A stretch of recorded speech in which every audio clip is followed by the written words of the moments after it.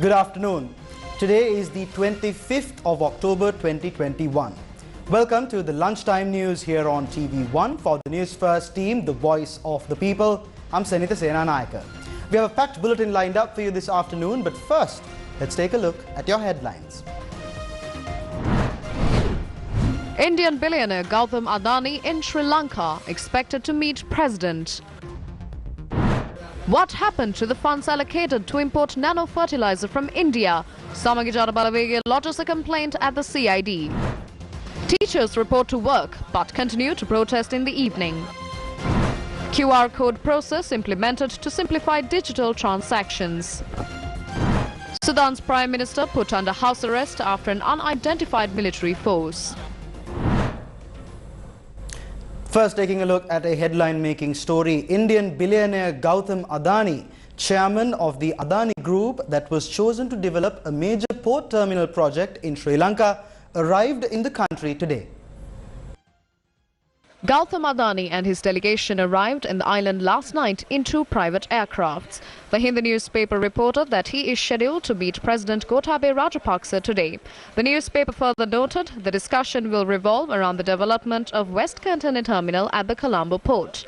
Adani's visit comes less than a month after the Adani Group, in a virtual ceremony, signed a build-operate transfer agreement with its Sri Lankan partner in the project John Keel's Holdings and the Sri Lanka Ports Authority to jointly develop the West Container Terminal at the Colombo port.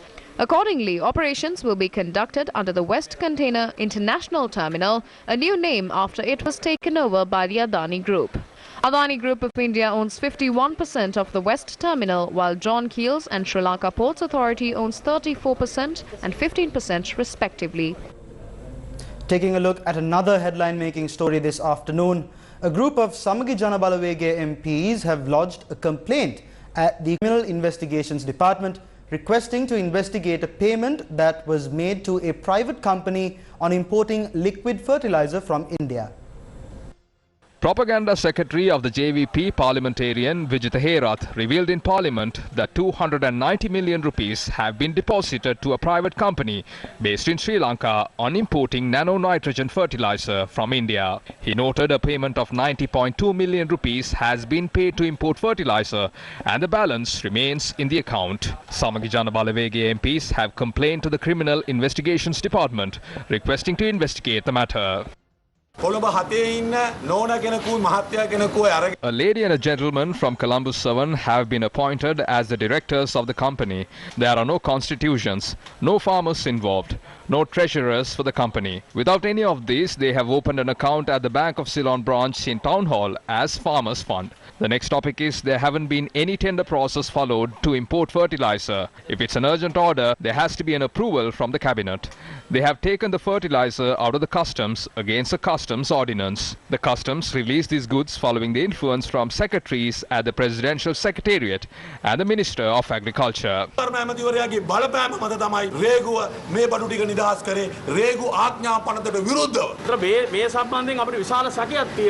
We have doubt on financial misappropriation on these transactions. There are many complaints lodged against the corrupt activities by the government ministers and the government. We lodged this complaint on behalf of the people. We are urging the CID to take actions against this.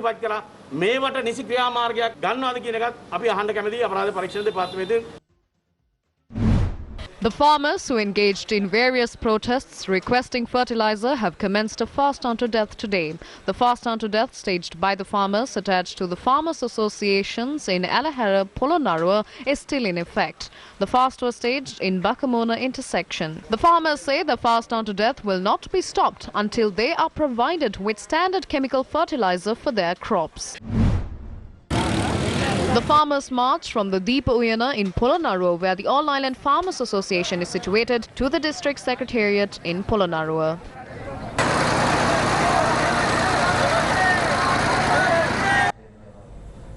In more local news, primary sections of all schools across the country recommenced today, giving priority to strict health guidelines.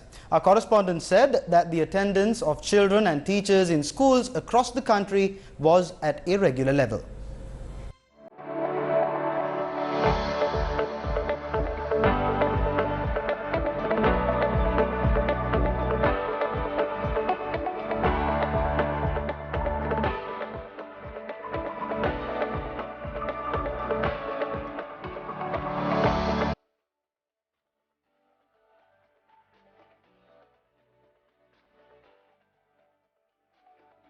The Ministry of Education today permitted children who have difficulty in obtaining uniforms to come to school in suitable attire. Accordingly, News First inquired about the attendance of students and teachers in schools across the country today. This is how the parents welcome the children and teachers of Padukka Udamulla MBH Jayawardena Vidyalaya today.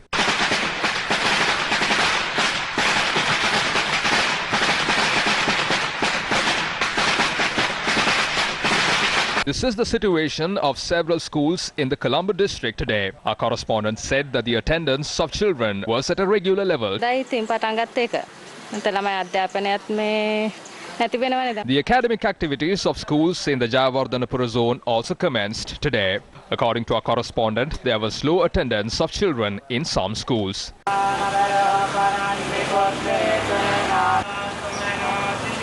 The academic activities of schools in Gampaha district recommenced today. Our correspondent said a program had been implemented in schools to enroll students with strict adherence to health guidelines. Meanwhile, our correspondent said the commencement of primary section of schools in the Kurunegala district, the attendance of children was at a higher level. Accordingly, teachers also reported to work today as usual. Meanwhile, school children and teachers in the Anuradhapura district attended schools today as usual.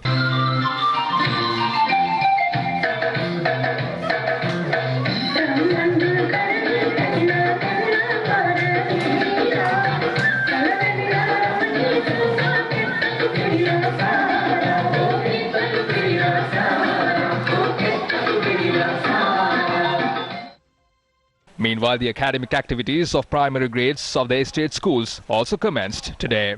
The children who came to school were admitted to the classrooms following health and safety measures. With the commencement of schools this morning, the children of the primary grades of Haliala National School commenced their academic activities. State Minister of Women and Child Development, Preschools and Primary Education, School Infrastructure and Education Services Pial Nishantha Silva said permission was granted to recommence preschools. The State Minister said that relevant instructions in this regard have been given by the Children's Secretariat. Primary schools are reopened against a backdrop where the teachers and principals trade unions engaged in a trade union action, citing several demands including a solution for their salary anomalies. The representatives of the Teachers Association say the teachers will provide their support to conduct academic activities without any interruptions. Accordingly, teachers will report to work from 7:30 a.m. to 1:30 p.m. daily. General Secretary Joseph Stalin of Ceylon Teachers Union said the representatives of the trade union will engage in a protest opposite the Colombo Fort railway station and several other places island-wide. Meanwhile, National Union Against the Teacher-Principal Salary Anomaly says the strike action will be discontinued and will engage in a Satyagraha campaign. Meanwhile, the operation of railway services within provinces recommenced today. General Manager of the Department of Railways, Dhammika Jayasundara, said trains will undertake 133 trips today. Accordingly, trains will operate within the Western Province on the main line from Colombo Fort to Ambepussa, on the coastal line from Maradana to Aludgama, on the Kalani Valley line from Colombo Fort to Avisavalla, on the Putlam line Colombo Fort to Nigambu. In the southern province, trains will operate from Gaul to Induruwa. Meanwhile, General Manager of the Department of Railways said several trains will operate from Bolavatta to Putlam. There seems to be a major decrease in the number of commuters, although train services were recommenced within the provinces. State Minister of Vehicle Regulation and Bus Transport, Dilum Amunugama, said special bus services will be deployed for those who travel to work. Meanwhile, 4 train trips in the Kalani Valley line at the Avisavalla railway station operated today. Our correspondent said there was a decrease in the number of commuters. 2 trains started operations from the Gaul railway station today. The trains were en route from Gaul to Bentota and to Mauthara.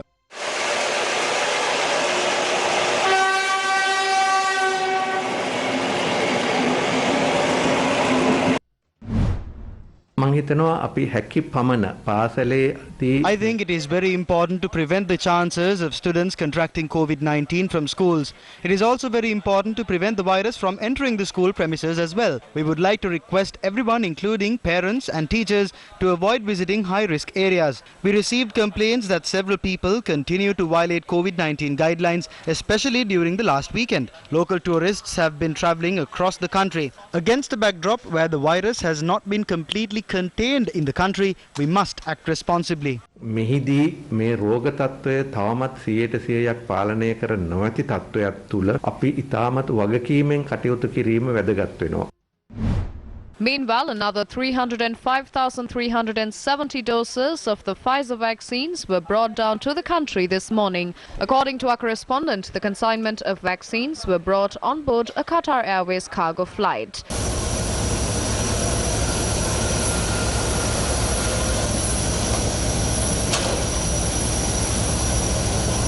Stocks were stored at the warehouse complex of the State Pharmaceutical Corporation. Taking a look at another headline-making story this afternoon, the governor of the central bank, Ajit Niwad Kabral, stated today that a new transaction system called Lanka Remit will be introduced to send foreign currency to Sri Lanka. He made these comments speaking at a program to popularize the QR code among the people to make digital transactions more efficient. The Central Bank of Sri Lanka today launched an island-wide campaign to promote the QR code to encourage digital transactions in the country. අපි දන්නවා දැනට ඇමරිකානු dollar බිලියන 7ක පමණ මුදලක්. We know that close to $7 billion emit to Sri Lanka from the Middle East and other countries. It has been a huge help when it comes to maintaining our foreign reserve. But we know that money emit to the country through other means. We receive an amount lower than that officially. Therefore, we are planning to go forward under the names SL Remit. We are hoping to do this immediately. We will be able to make the funds flow into the country much smoother. If this is done, we will be able to emit a further $2 billion to the country. මම හිතන්නේ එය සාර්ථකව අපිට කරගන්න පුළුවන් වුණොත් තවත් ඇමරිකානු ඩොලර් බිලියන 2ක පමණ මුදලක් අපේ රටට ප්‍රේෂණය වීමට අපිට මග සලසන්නට පුළුවන්. By the first quarter of next year, we will digitalize the national ID. The people of our country will get a national ID with the highest international standard. A number will be given from the birth to the death certificate. The ID will allow you to fulfill your needs through biometrics like face recognition, eye scanning, and fingerprint analysis. We have taken steps to profile all health cards, agri cards and fertilizer cards by next year.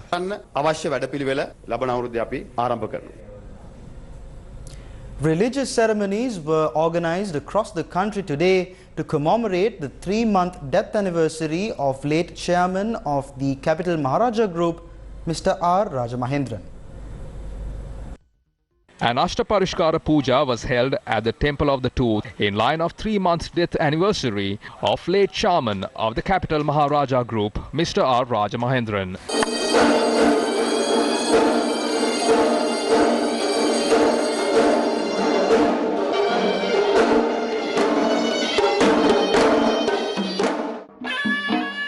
An almsgiving was held at the Bhairavakanda Temple in Kandy today.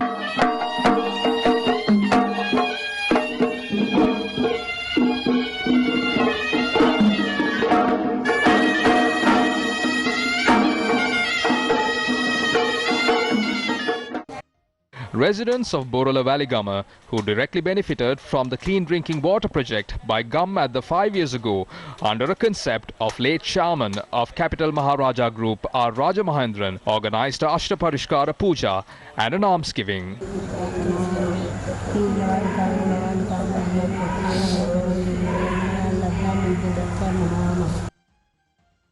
A religious ceremony was also held at the Tirukoneswaram Kovil in Trincomalee today.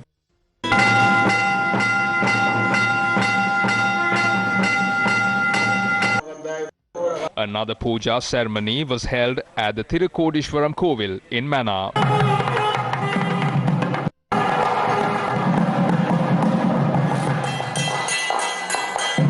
A special religious ceremony was held at the All Saints Church in Borella to commemorate the 3 months death anniversary of Mr. R. Rajamahendran. In the gift of the Holy Spirit,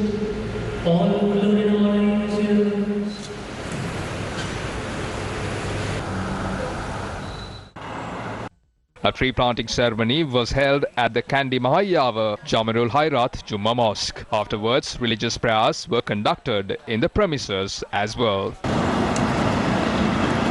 اللهم ربنا هب لنا من ازواجنا وذرياتنا قرة اعين ربنا رب ارحمهما كما ربياني صغيرا. Close to 200 families in Ralapanava Navagattegama who paid to quench their thirst in the past will have access to unlimited water from today. The project was initiated by Gammadda in line with the 3-month death anniversary of the late chairman of the Capital Maharaja Group, Mr. R. Rajamahendran. The Ralapanava village in Navagattegama Putlam is rich in its water resources, however unclean. As a result, the villagers were put in a situation to allocate the small amount of money they earn to purify the drinking water. The residents of this village reached out to Gammadda with their woes and Gammadda responded. Today, a water purification plant was visited with the people of the area.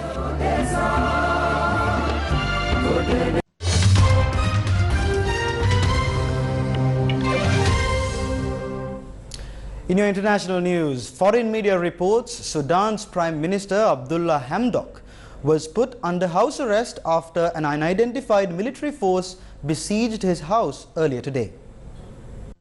The Sudanese network cited unidentified sources and an independent confirmation was not immediately available. The reported move against Hamdok came shortly after Sudan's military arrested several civilian officials, including cabinet ministers, the Prime Minister's media advisor and a member of the country's ruling Sovereign Council. Sudan has been on edge since a failed coup plot last month unleashed bitter recriminations between military and civilian groups meant to be sharing power following the toppling of the country's longtime leader Omar al-Bashir. Al-Bashir was toppled after months of street protests in 2019 and a political transition agreed after his removal was meant to lead to elections by the end of 2023.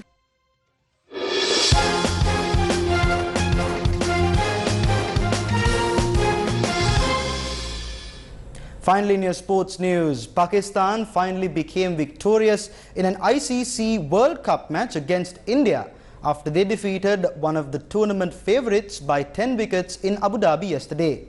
The two sides first met in a World Cup match in 1992, with India carrying their superiority until yesterday. ICC T20 World Cup 2021 Sri Lankaවේ වඩා විශ්වසනීය ප්‍රවෘත්ති සන්නාමය News First.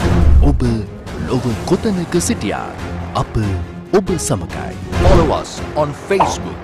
Subscribe to our YouTube channel. News First. ඔබේ ජීවිතය අපේ